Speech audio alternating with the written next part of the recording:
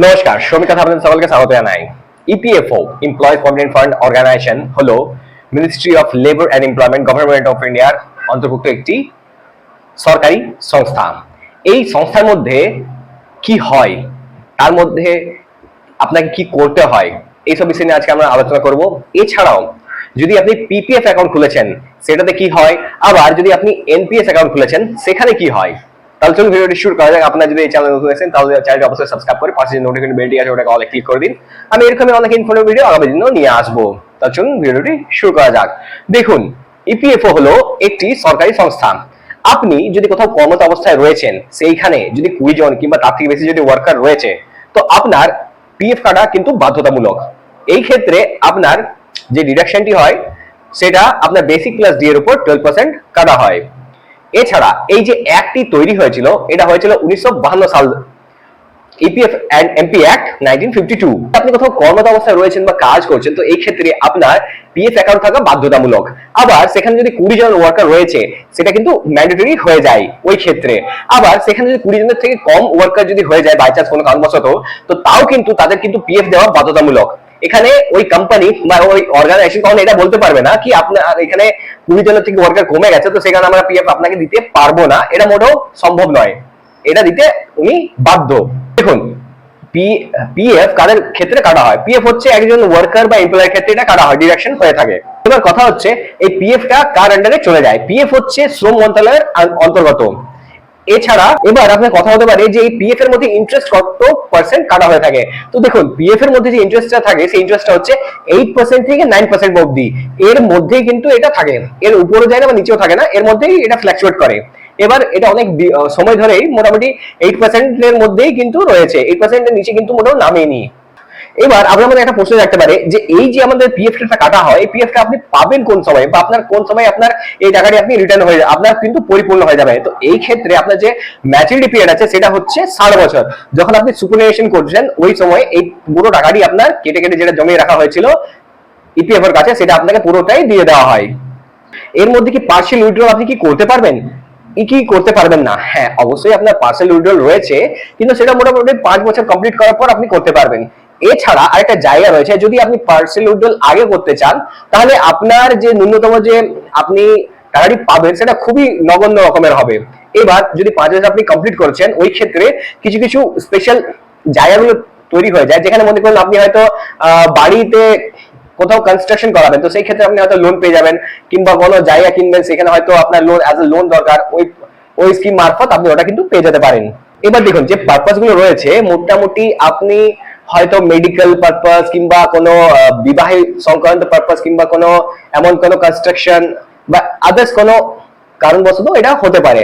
তো মনে রাখবেন একটা কথা, আপনি যদি মেডিকেল পারপাসে নিচ্ছেন তাহলে মোটামুটি আপনি সারা বছরে 6 গুণ ওই টাকাটি নিতে পারেন আপনার বেসিক প্লাস ডি এর উপর, যতটা আপনার পিএফ জমা হয়েছে।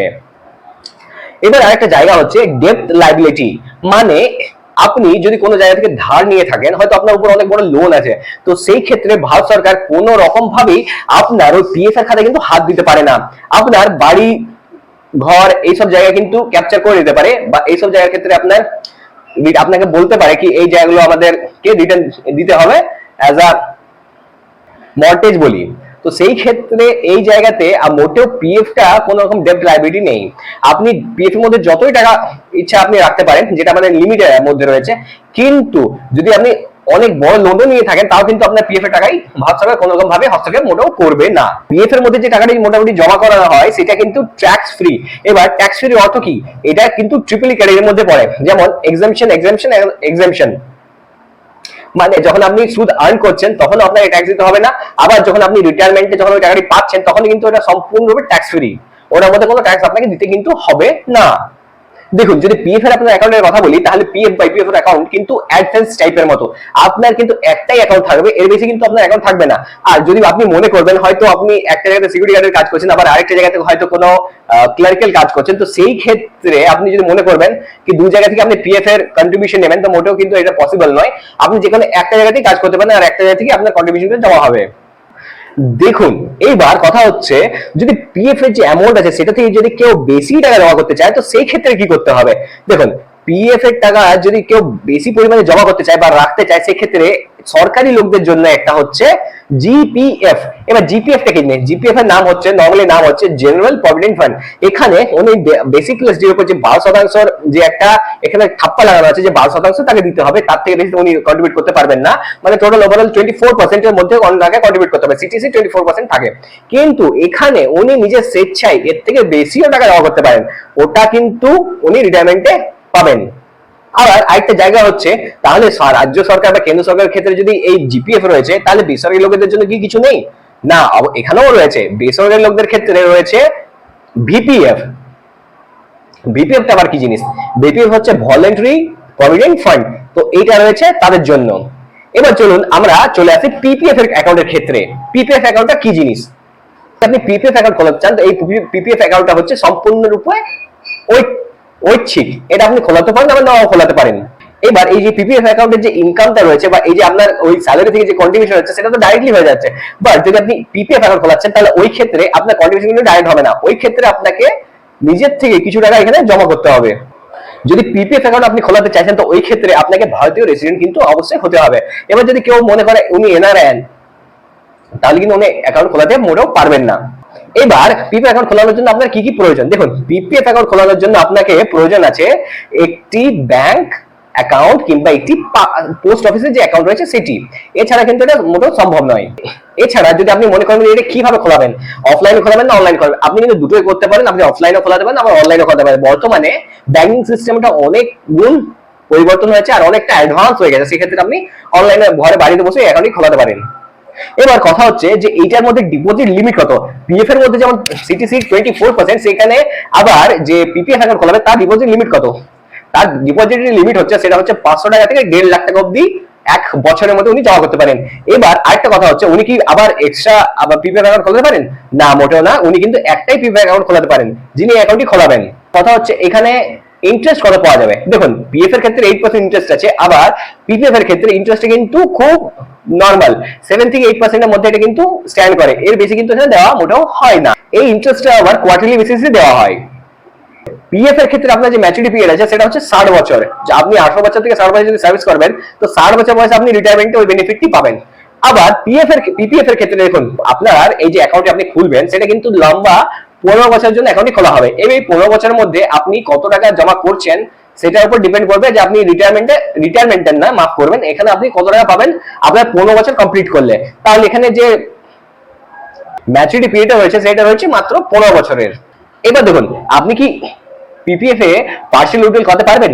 হ্যাঁ, অবশ্যই পিপিএফ এ আপনি পার্সিয়াল উইথড্রল করাতে পারবেন। তো এই ক্ষেত্রে মেডিকেল হোক, ম্যারেজ হোক, এডুকেশন হোক বা অন্যান্য কোনো পারপাস আপনি কিন্তু করাতে পারবেন। কিন্তু এখানে একটা জায়গা রয়েছে, এখানে কিন্তু আপনার কমপ্লিট হয়ে যাওয়ার পরই আপনি করলে ভালো হয়, কিন্তু যদি আপনি আগে করিয়ে দেন তাহলে কিন্তু আপনার ওই ক্ষেত্রে আপনার যে ইন্টারেস্টটা রয়েছে সেই ইন্টারেস্টটা কিন্তু এখানে মাইনাস করে দেওয়া হবে।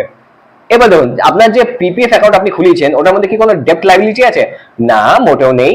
এখানে কোনো ডেপ্ট লাইবিলিটি নেই। এর অর্থ হচ্ছে আপনি যেমন পিপিএফ এর ক্ষেত্রে আপনি যদি আপনার অ্যাকাউন্টে যদি অনেক রকমের লোন থাকে বা অনেক বড় যদি লোন অ্যামাউন্ট আপনি হয়তো নিয়ে থাকেন, তাহলে ওই ক্ষেত্রে যেমন ডেপ্টের কোনো লাইবিলিটি নেই, আবার সেম টু সেম পিপিএফ এর ক্ষেত্রে আপনার কোনো ডেপ্টের লাইবিলিটি নেই। এখানে আপনি ভাষার কাছ থেকে আপনার উপর কিন্তু আবদ্ধ, এই থেকে কোনো রকম ভাবে আপনার ডিডাকশন করা হবে না, আর মোটেও এটার এগেইনস্টে আপনার উপর ব্যাংক যাবে না। দেখুন, পিপিএফ কি ট্যাক্স ফ্রি? হ্যাঁ, পিপিএফ ট্যাক্স ফ্রি। এটাও টোটাল এক্সাম্পশন ক্যাটাগরির মধ্যে রয়েছে। যেমন আমি আপনাকে এর আগেও বলেছি, পিপিএফ এর ক্ষেত্রে কিন্তু একটি অ্যাকাউন্ট আপনি করতে পারবেন। এই ক্ষেত্রে আপনাকে একটা জিনিস জেনে রাখতে হবে কি, আপনি যদি মনে করবেন কি আপনার নিজস্ব নামে একটি অ্যাকাউন্ট আপনি খুলতে চাইছেন, অবশ্যই সেটা খুলতে পারেন। আপনার বাচ্চার যদি নামে আপনি অ্যাকাউন্ট খুলতে চাইছেন, তো অবশ্যই আপনি বাচ্চার নামে করাতে পারেন। কিন্তু যে কোনো ইন্ডিভিজুয়াল ব্যক্তির ক্ষেত্রে একটি অ্যাকাউন্ট হবে, এর থেকে বেশি কিন্তু অ্যাকাউন্ট খোলা এখানে মোটেও পসিবল নয়। এবার চলুন আমরা কিছুটা এনপিএস এর বিষয় নিয়েও আলোচনা করে নিই। দেখুন, এনপিএস হচ্ছে ন্যাশনাল পেনশন স্কিম। এটা কোন সালে ইন্ট্রোডিউস হয়েছিল? এটা ইন্ট্রোডিউস হলো 2004 সালে।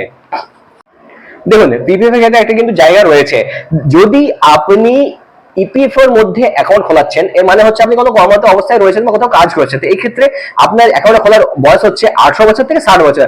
আবার সেই ক্ষেত্রে যদি আপনি পিপিএফ অ্যাকাউন্ট খোলাচ্ছেন, তাহলে পিপিএফ অ্যাকাউন্টের ক্ষেত্রে আপনার যে অ্যাকাউন্টটি হবে সেটা হচ্ছে 5 বছর বয়স থেকে আপনি অ্যাকাউন্ট খোলাতে পারেন। আপনার বাবার ওইখানে গার্জেন হিসাবে থাকবে, তো সেই ক্ষেত্রে উনি এই অ্যাকাউন্টটি 60 বছর অবধি খোলাতে পারেন।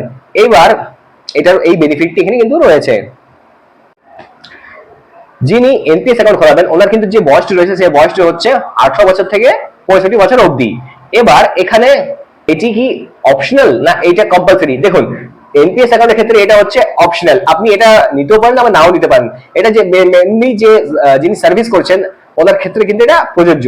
এনপিএস অ্যাকাউন্ট খোলাতে গেলে মানে ন্যাশনাল পেনশন স্কিম অ্যাকাউন্ট খোলাতে গেলে আপনার কিন্তু মোটেও নন ইন্ডিয়ান যে আপনি হবেন, এনআরআই হবেন ওই রকম হলে চলবে না, আপনাকে ভারতীয় হতে হবে, তাহলে কিন্তু অ্যাকাউন্টে আপনি খোলাতে পারবেন। এটা ম্যাচুরিটি পিরিয়ড কি? দেখুন, এটা ম্যাচুরিটি পিরিয়ড হচ্ছে 60 বছর। 60 বছর হলে আপনি টাকাটি আপনি কিন্তু আপনার অ্যাকাউন্টে পেয়ে যেতে পারেন।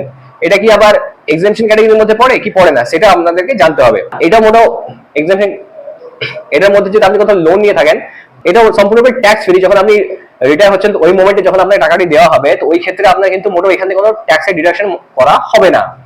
এবার আরেকটা জায়গা হচ্ছে, যদি আপনি এনপিএস এর মধ্যে টাকা ইনভেস্ট করছেন তাহলে কি আপনি পার্শিয়াল উইথড্রল পাবেন কি পাবেন না? দেখুন, পার্শিয়াল উইথড্রল আপনি পাবেন, এনপিএস যদি আপনি ইনভেস্ট করে থাকেন তাহলে আপনি নিশ্চয়ই পাবেন। কিন্তু এই যে এনপিএস এর ক্ষেত্রে যে যখন আমরা পার্শিয়াল উইথড্রলের কথা বলি, তো ওই ক্ষেত্রে এটা কিন্তু খুব টাফ হয়ে যায়, কেননা এখানে টাকা ইনভেস্ট করার মানে হচ্ছে আপনার ওই টাকাটি ওই অর্গানাইজেশন সম্পূর্ণরূপে একটি কোনো হায়ার অথরিটি বা হায়ার রিস্কি জায়গাতে ওনারা কিন্তু ইনভেস্ট করছেন। যেমন মনে করতে পারেন আপনি হয়তো এই জায়গাতে হয়তো বিটকয়েন উনি ইনভেস্ট করে দিচ্ছেন, কিংবা মনে করেন শেয়ার মার্কেট ইনভেস্ট করে দিচ্ছেন।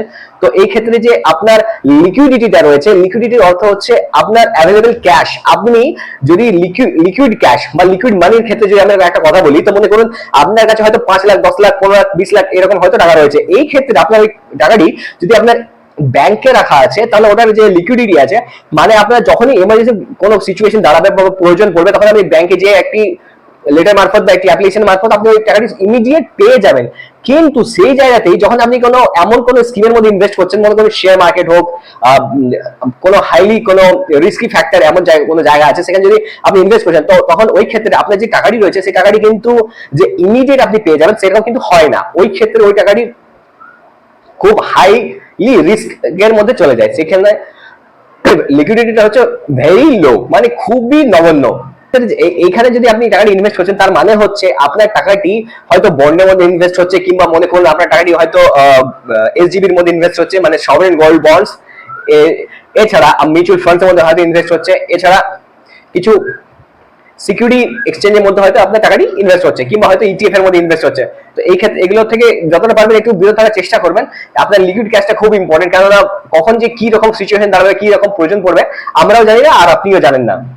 তাহলে এনপিএস হচ্ছে সম্পূর্ণরূপে হাইলি রিস্কি, মানে হাই রিস্কের মধ্যে পড়ে। এবার এটার দিকে ডেট লাইবিলিটি রয়েছে না, এটার মধ্যে মোটেও কোনো ডেট লাইবিলিটি নেই। এখানে ভারত সরকার কোনো রকম ভাবেই আপনাকে এটা এই অ্যাকাউন্টের মধ্যে কোনো রকম ভাবে হস্তক্ষেপ করবে না, তো এখান থেকে আপনি নিশ্চিন্ত থাকুন। এদিকে সম্পূর্ণরূপে ট্যাক্স ফ্রি, হ্যাঁ এটা সম্পূর্ণরূপে ট্যাক্স ফ্রি। ই ক্যাটাগরি মানে এক্সাম্পশন সম্পূর্ণরূপে এক্সাম্পশন ক্যাটাগরি। এবার এছাড়া আরেকটা কিছু কিছু জায়গা রয়েছে, যে জায়গাগুলো হচ্ছে মনে করতে পারেন আপনি হয়তো বিটকয়েন সম্পূর্ণরূপে এমন একটি লিকুইড ক্যাশ বা এমন একটি জায়গা যেটা কিন্তু সম্পূর্ণরূপে হাই রিস্ক।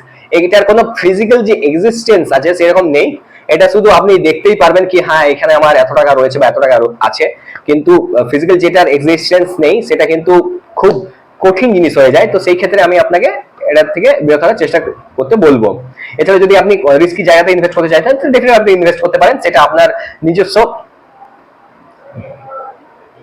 হবে। তাহলে আর যদি চলুন এই ওভারঅল একটা জায়গা আমরা দেখে নিই। দেখুন, যদি আপনি পিপিএফ এর মধ্যে ইনভেস্ট করছেন তাহলে আপনার যে ইন্টারেস্টটা আপনি পাচ্ছেন সেটা পাচ্ছেন 7 থেকে 8% এর মধ্যে রয়েছে। আবার যদি আপনি ইপিএফ এর মধ্যে ইনভেস্ট করছেন, ইপিএফ মানে যদি আপনার ইপিএফ এর মধ্যে ইনভেস্ট হচ্ছে তাহলে আপনার ইন্টারেস্ট রয়েছে 8% থেকে 9% অবধি। আবার ওই জায়গাতেই যখন আপনি এনপিএফ এ চলে আসেন তো অ্যাপ্রক্সিমেটলি আপনার 10% এর একটি যে ইন্টারেস্ট পাচ্ছেন সেটা আপনি পেয়ে যাবেন। তো এই ক্ষেত্রে যত ইন্টারেস্ট কম তত রিস্ক কম, আবার যত ইন্টারেস্ট বেশি আবার রিস্কও বেশি। যদি এই ভিডিওটা আপনার ইনফরমেটিভ লাগে অবশ্যই চ্যানেলটি সাবস্ক্রাইব করুন, পাশে যে নোটিফিকেশনটা আছে ওটাকে অনেক ক্লিক করে দিন।